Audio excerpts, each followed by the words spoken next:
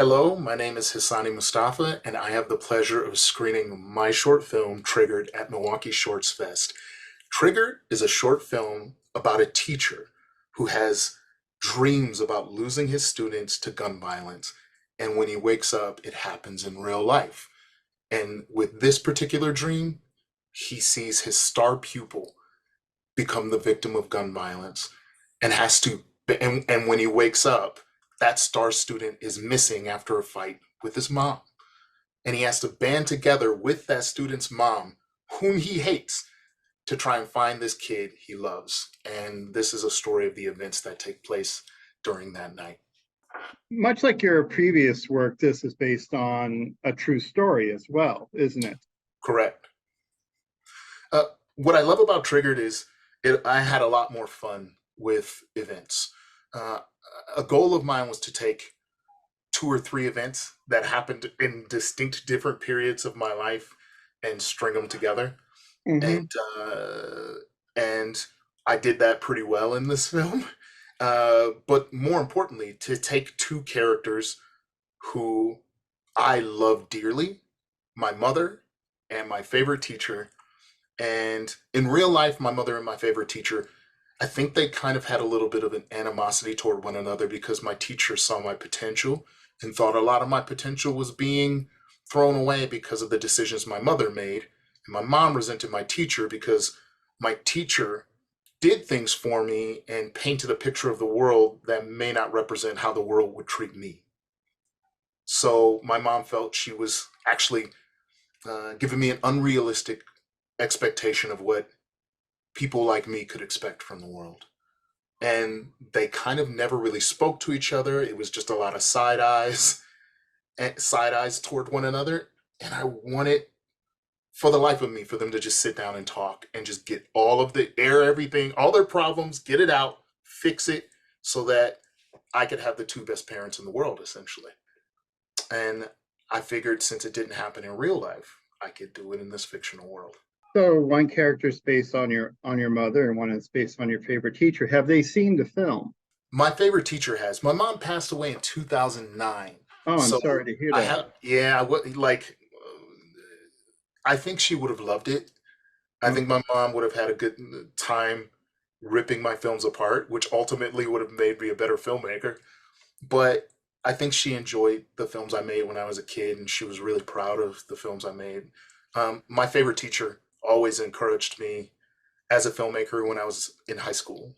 Of course, Okay. she stayed on me because I think she had teachers. I always say this to kids: you have all of these talents, but the special talents that teachers have is they have the ability to see how far you can go with that talent and what you're capable of that you haven't even realized. And if it wasn't for this particular teacher, I wouldn't be able to speak the way I do. I wouldn't be able to write the way I do. I wouldn't be able to communicate with people the way I do. And I wouldn't be able to push through the frustration of learning new skills and tricks, which as filmmakers are always learning. And Hmm. I probably wouldn't be able to push through the majority of the setbacks I see as a filmmaker. So between my mother and my favorite teacher, I think those are the two people who kind of made me who I am. When did you start making film? I started making films when I was about 12 or 13 in Milwaukee, right over by UWM. I was a gymnast, and my teammates lived about a block away from Kenwood.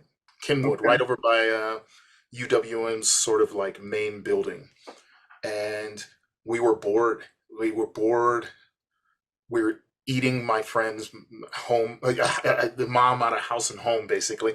And she kicked us out, and all we had was a video camera. And I remember not really having enough bus fare to get home. I was afraid that if I hung around at my friend's house, I'd have to go home in the dark. And I lived in a not so good part of Milwaukee. And then we started filming, and no, I was no longer worried about when I was going to eat. Like, Hmm. like we spent so many hours filming. I ended up staying the night, two more nights at my friend's house just to finish the film. And then I took the footage with me home and rigged two different VCRs together and started editing. And it was like, I didn't worry about the gunshots I heard from my house. I didn't worry about the bus ride home. I didn't worry about getting robbed. I didn't worry about food. The only thing that mattered to me was this movie, and I think that persists to this day. I lose myself in this world. Like even with all the problems you encounter on set, I would gladly rather direct all of my attention to that than all of the reasons I typically have anxiety and fears and apprehensions and lose faith in myself in the real world. There's something about being a filmmaker and making something that you get so obsessed with. Mhm. It's that feeling. Like you lose track of how much time you've been there. Oh yeah. It's I've like, I've spent time like writing a script and spent like 2 days straight editing it and realized like, oh, I haven't slept. yeah, It's like, yeah.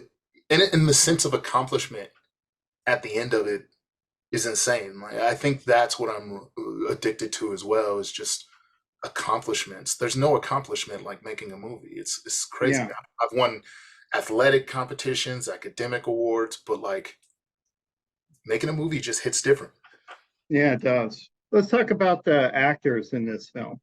Hmm. Your lead actor, he's very good in this film. Yeah, Eduardo is a gem. I met him through my girlfriend, who is also an actor, and they were rehearsing a audition together. And the first thing that jumped out about me, about Eduardo to me, was that he's a charming person overall. He's charming, and he has a sense of sensitivity that isn't common in a leading man. So although the real life counterpart is a female, Hmm.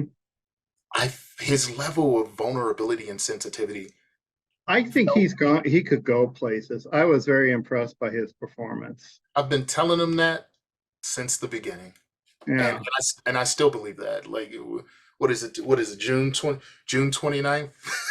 Like, I still. it's July 1st. Oh, it's July 1st. Sorry, I've been filming, so I lost track of time.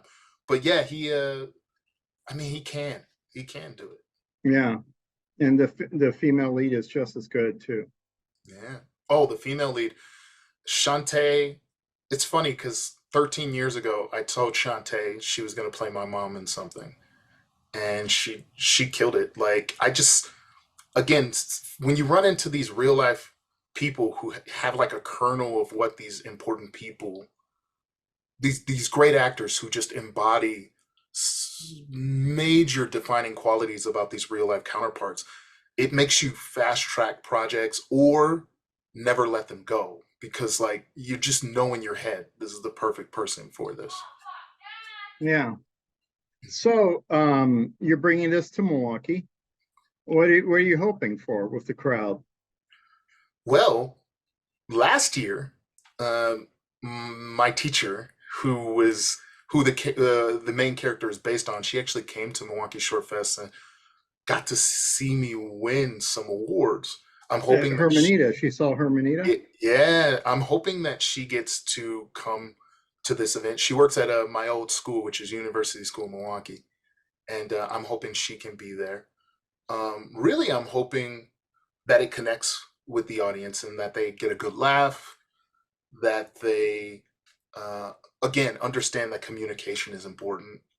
I think a lot of my films push the idea of communication, and it would be really nice to just get a good response once that last frame hits, to get a good applause, because every time a person claps their hands at the end of my films, I get another year of filmmaking out of it. So that's what I'm hoping for. And of course, it would be nice if we sell out so that Milwaukee Shorts Fest reputation of greatness stays intact, and that I'm not the reason that streak ends. Oh, thank you. Thank you for joining me tonight. Thanks, Ross. I really appreciate you screening my work.